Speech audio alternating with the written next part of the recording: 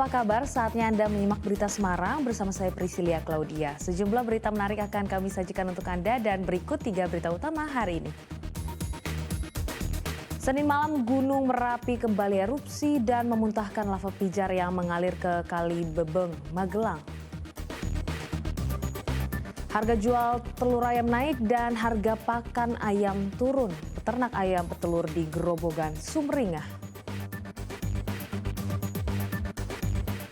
Hari Raya Idul Kurban sebentar lagi, penyakit mulut dan kuku merebak lagi hingga mematikan belasan ekor sapi di Sragen.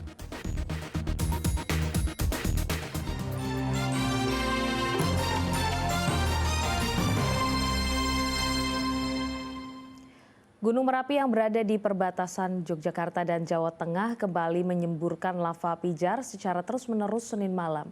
Material lava pijar mengarah ke arah barat daya atau Kali Bebeng dengan jarak luncur maksimal sejauh 900 hingga 1.400 meter.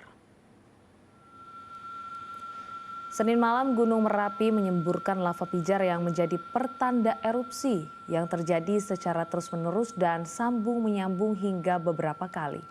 Saat terjadi erupsi, lava pijar menyebar ke lereng Merapi dan mengalir ke Kali Bebeng.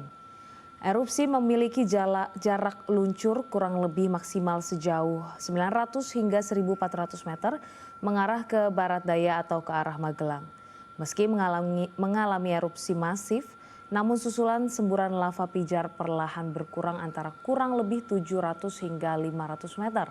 Sejauh ini belum ada laporan hujan abu vulkanik di sejumlah permukiman yang paling dekat jaraknya dengan Gunung Merapi.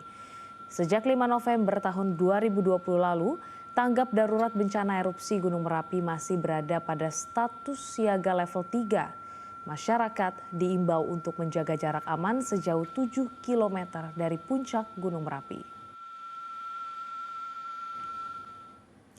Gudang penggilingan padi di Blora terbakar pada Senin pagi. Peristiwa ini membuat sejumlah pekerja berhamburan keluar berupaya menyelamatkan puluhan ton padi dari dalam gudang. Sebuah gudang penggilingan padi di Jalan Raya Blora Rembang, Desa Sitirejo, Kecamatan Tunjungan Blora terbakar Senin lalu. Kobaran api muncul dari ruang mesin penggilingan padi yang ada di dalam gudang. Mengetahui api berkobar, para pekerja pun berhamburan keluar bergegas menyelamatkan puluhan ton padi dari dalam gudang. Tadi kan udah mati, terus ngelep lagi dua karung. Mau habis, mau selesai, langsung nyala api. Itu dari apa? Dari mesin. Mesin apa itu, Pak? Mesin penggiling. Penggiling padi. Oh, ini yang terbakar apa sih, Pak? Dari mesin konstruksi. Ini gudang. Gudang apa? Slab. Memang setiap hari ada aktivitas di sini ya? Ada. Aktif terus. Proses pemadaman api sempat mengalami kesulitan lantaran titik api berada di dalam gudang. Petugas terpaksa menjebol ventilasi tembok belakang gudang untuk menjangkau titik api. Kesulitannya dari lokasi, lokasinya karena tidak ada arus jalan, jadi kami harus menyambung beberapa selang, 3 selang tadi untuk bisa meraih sumber apinya. Meski tidak sampai menjalar keluar, namun kobaran api menghanguskan 2 mesin penggilingan yang ada di dalam gudang. Diduga api berasal dari salah satu mesin penggilingan padi. Kobaran api dari mesin kemudian menjalar hingga menyebabkan kebakaran. Tidak ada korban jiwa dalam peristiwa ini, namun kerugian material ditaksir mencapai ratusan juta rupiah. Arif Nur melaporkan dari Blora. Seorang pria lansia ditemukan dalam kondisi lemas di Bukit Desa Jerahi, Kecamatan Gunung Wungkal, Pati, Sabtu lalu. Evakuasi berpacu dengan waktu karena dilakukan sore hari, sedang korban dalam kondisi kedinginan. Ini sudah kabut melanda, jadi ini harap monitor. Tim gabungan Basarnas Pos Rembang, TNI Polri, Bareta, relawan Kembang Joyopati, dan tim medis dari Puskesmas Gunung Wungkal Sabtu lalu membawa turun seorang lansia yang ditemukan dalam kondisi tanpa busana dan tidak mengantongi identitas tergeletak lemas di Bukit Desa Jerahi, Kecamatan Gunung Wungkal, Pati. Bukit itu menuju arah puncak Tanggulang Sitempur, Jepara, yang merupakan salah satu puncak pegunungan Muria. Diduga, lansia tersebut sudah beberapa hari berada di lokasi tanpa makan dan minum. Evakuasi berpacu dengan waktu dan terjalnya medan. Operasi evakuasi dimulai pada pukul 16 sore hari dan berlangsung selama 1 jam 30 menit dengan medan yang ekstrim dan berkabut.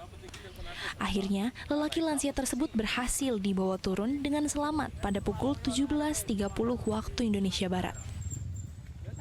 Setengah 3 sore dan kita melakukan upaya untuk evakuasi ke lokasi, dan itu dievakuasi di pos 3 itu jam 4 kurang lebih, dan untuk sampai bawah jam setengah 6. Hingga saat ini, identitas lansia tersebut masih belum diketahui lantaran diduga orang dengan gangguan jiwa. Petugas masih melakukan pendataan dan investigasi untuk mengetahui kronologi kejadian. Untuk saat ini, lansia tersebut telah dirujuk ke RSUD RAA Suwondo Pati untuk mendapatkan penanganan medis lebih lanjut. Arif Nur melaporkan dari Pati. Terima kasih. Korban tenggelam saat mencari biawak di Sungai Bengawan Solo, Sragen ditemukan. Jasadnya ditemukan 1 km dari lokasi awal tenggelam terbawa arus. Korban tenggelam saat mencari biawak di Sungai Bengawan Solo, Sragen akhirnya ditemukan. Pemuda 25 tahun ini ditemukan setelah dinyatakan hilang tenggelam pada Rabu pekan lalu. Tim SAR gabungan mengevakuasi jasad korban. Usai pemeriksaan luar, jasad korban dibawa ke rumah duka di daerah Ngemplak, Boyolali. Kapolsek Plupuh mengatakan korban ditemukan mengapung di aliran Sungai Bengawan Solo sekitar pukul 3:30 sore Kamis pekan lalu. Jasad korban ditemukan sekitar 1 km dari lokasi korban terseret arus sungai. Yang diinginkan Pangeran, korban dapat ditemukan di wilayah yaitu tidak jauh dari lokasi terjadinya kecelakaan laka air, kurang lebih 1 kilo Mas tadi. Begitu ada informasi, teman-teman daripada SAR relawan langsung mengambil daripada korban. Korban Hari Saputro tenggelam saat mencari biawak bersama rekan-rekannya di aliran Sungai Bengawan Solo.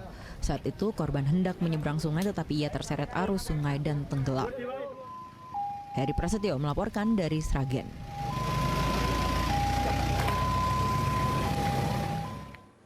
Tim SAR gabungan Basarnas Cilacap dan tim SAR Brebes menemukan jasad seorang pemuda yang tenggelam di Sungai Pemali, Brebes. Jasad korban ditemukan setelah 16 jam upaya pencarian.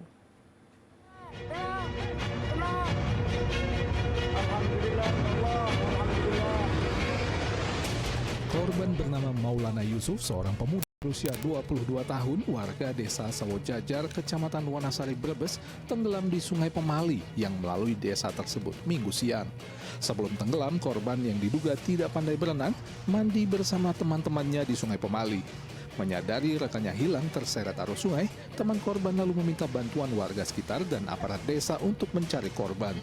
Upaya pencarian kemudian dilanjutkan petugas gabungan Basarnas Kantor Cilacap dan BPBD Kabupaten Brebes. Saat ditemukan, korban ditemukan dalam keadaan meninggal dunia dengan posisi mengapung tersangkut rawa-rawa sekitar 300 meter dari lokasi pertama korban diketahui tenggelam.